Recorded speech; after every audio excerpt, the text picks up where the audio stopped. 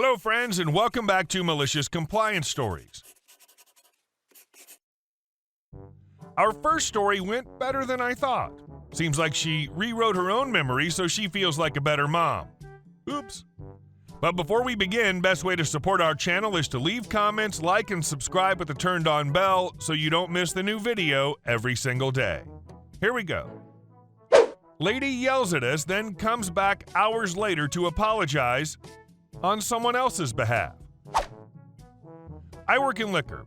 We have to do a lot of refusals, so being yelled at and dealing with aggressive customers is something I encounter almost daily. This was a new one for me, though. A mother comes in with her 2 young girls. Anyone who works in this industry knows that these situations are generally the worst to deal with. Parents can never get past, but I'm buying it, and I do not comprehend secondary supply laws. Thus, when we see a teenager and a parent stroll in, we keep an eye on it. If we see the kid pick out the alcohol, we can't sell it to the parent. That's what happened here. My lovely coworker explains to the mother why she cannot serve them. Karen doesn't understand and asks to speak to the manager. I stroll over and get the lowdown from my employee. They've done everything right, but clearly Karen expects me to come over and correct their incompetence. Alas, no. I back up my employee and explain the legal reason why we won't serve her tonight or the rest of the day. She looks ready for a fight. This is ridiculous, and starts saying a million what-ifs. So what if I left them in the car and came in myself? Then you wouldn't have known, right? Yep, correct. There are indeed ways you could have gotten away with it if you were smart. Unfortunately for you, this is not the case. She explains it's for an 18th birthday party the girls are attending, and it's a present for the birthday girl. Again, I don't care. She rants and raves some more before throwing her hands up and saying, "I can't believe this," and storming out. On her way out, she looks at our wall where we have liquor licensing laws displayed. It says, 19,000, the amount we'd be fined if we were caught selling to minors, and walks out. Weird, but we laugh it off, saying we hope she's learned something. I tell my employees if she comes back in today, don't serve her and call me over. 4 hours later, I get called back to the front. She's standing there with a big smile on her face. She says she wanted to come back and apologize for her daughter's behavior. They're just young girls, so get frustrated easily, but she explained the law to them, and it was a good teachable moment. At length, she explains how she sat them down and said, "They're in a tough position. They'll get fined if they serve us." In case it wasn't clear, not once during the whole interaction had either of her daughters even spoken. They just stood there, looking humiliated while their crazy mother went off. I kept saying, "We appreciate it, that means a lot," to get her out of the store, but she held us up for 5 minutes, patting herself on the back, painting this picture of her Hellraiser children and her, this beautiful example of understanding and good parenting. Everyone she was speaking to was a witness to what had happened. We all knew that's not how it went down. Truly bizarre. And our second story. Ahole decides he can park anywhere he wants. A few weeks ago, on a very nice sunny weekend, some of my neighbors had a large multifamily garage sale. I wasn't involved in it, but wandered around looking for more stuff I don't need. They'd put up signs for blocks around, and a lot of people were stopping by. Parking spots were scarcer than full sets of teeth at a tobacco spitting contest. I'd about decided to head over to a barbecue food truck that a guy operates on weekends to pick up supper for the family when a BMW pulls into my driveway and spits out a fat, middle-aged man, a skinny, pinch-faced woman, and a teen girl with a "I don't give a F about anything" expression. He didn't just pull into the foot of the drive near the street, he pulled up past the sidewalk about 6 feet from my garage door. He's way into my private property area.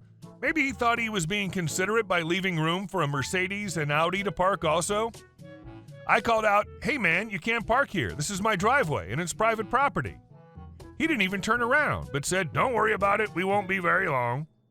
"Hey, come back here and move your car," I called after him. Still not turning around, he gave me a dismissive wave with the back of his hand and kept walking toward the garage sale tables. My neighbor was watering his lawn and also not involved in the weekend's buy my junk frenzy, looked at me with a WTF just happened face. I said, "Bob, would you mind parking your beater as close as you can to this a-hole?" Bob had considerately parked his go-to-work car in his drive instead of curbside to make room available for shoppers. Bob agreed and was now parked about 10 feet past the sidewalk and well onto my property as his car sat spooning the Beamer. I opened the garage door and backed my car out within Frenching distance of the shiny white unwanted guest. I decided to grill some chicken since I wasn't going anywhere for a while and set my grill up about 2 feet from the driver's side door. I had a family pack of chicken thighs in the fridge and decided to sacrifice a few of them by placing them skin side down over the hot flames.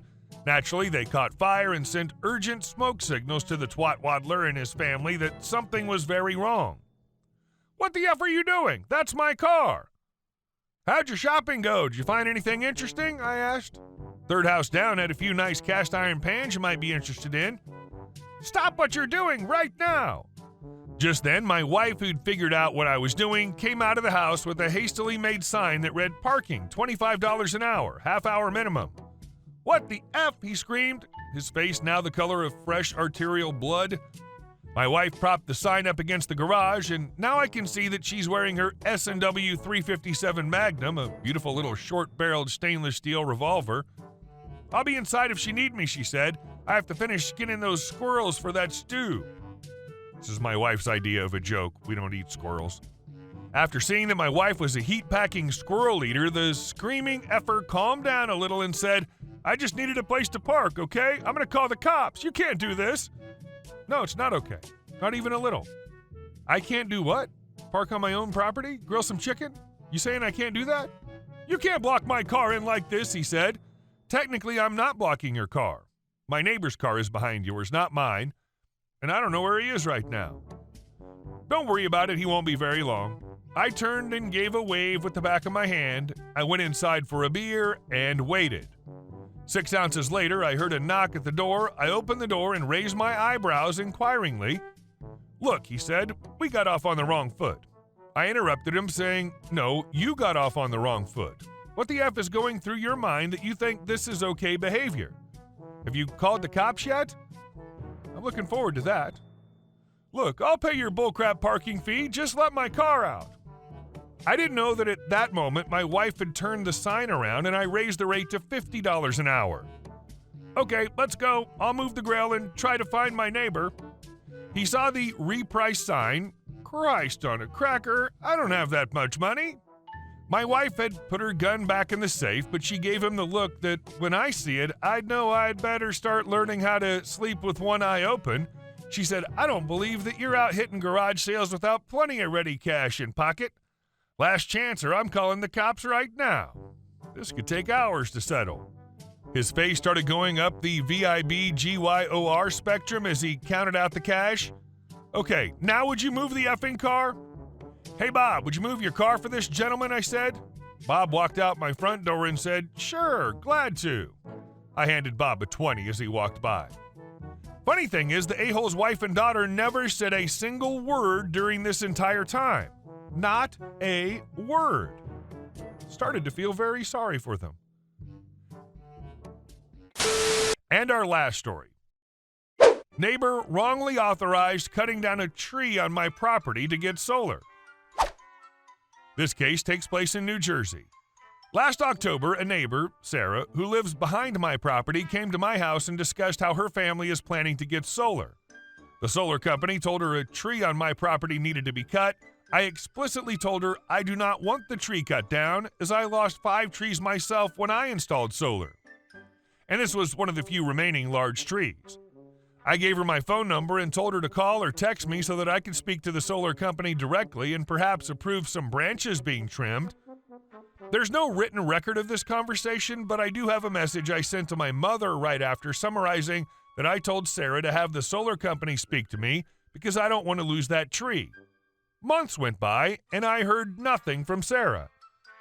On January 18th this year, I came home from work to find a tree company in my yard. I immediately told them to stop all operations, which left the core trunk of the tree, in case I needed appraised. Even this trunk is over 2 feet in diameter and 40 feet tall.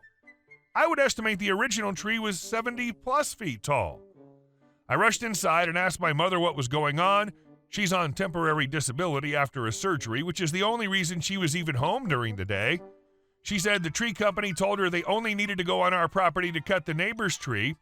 She asked them multiple times about this, and they told her it's not our tree, when she realized later they misled or lied to her. She was sobbing. I rushed immediately to the neighbors and had conversations with her, she wasn't home, the tree company manager, and the sales manager from the solar company over the phone. I told the neighbors they need to come talk to me. When they came later, they made it seem that they had no idea the tree company was even coming out. According to Sarah, if she was told even the night before, she would have alerted me. I was extremely frustrated and demanded to know how anyone approved of this when I explicitly stated I do not want my tree cut down. According to her, she misunderstood me. My understanding was that the solar company contracted the tree company, so my initial intention was to hold them financially accountable to compensate the loss of the tree since they never communicated with me. Skipping over a few conversations with various parties, but I found out later from both the solar company sales manager, Zach, and the tree company that the neighbors are the ones who contracted the tree cutting privately. They told the tree company I approved it being cut. Remember, they told me they had no idea the company was even coming. I should have known it was suspicious when I went out January 19th to take more pictures and saw Sarah with the township environmental health specialist, whose card I have, trying to determine where the property line ends. I further found out from Zach that another neighbor of Sarah, who I'll call Julia, was essentially misled into approving her trees being cut down for this project.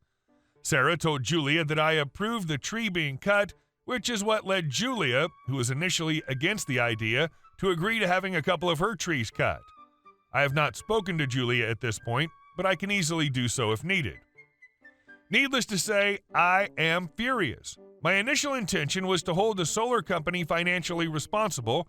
However, I now see that my neighbor has at best been negligent, but at worst, purposely deceived multiple people to get this solar project going for her and her family. Update. So I contacted a lawyer, but first get an arborist to assess the tree and make a copy of my property boundaries. Also find some pictures of the tree before it was removed. Then took all this with me to meet with the attorney. We sued them for a pretty hefty sum of money. Hey guys, thank you all for watching the video. I'll see you in the next one.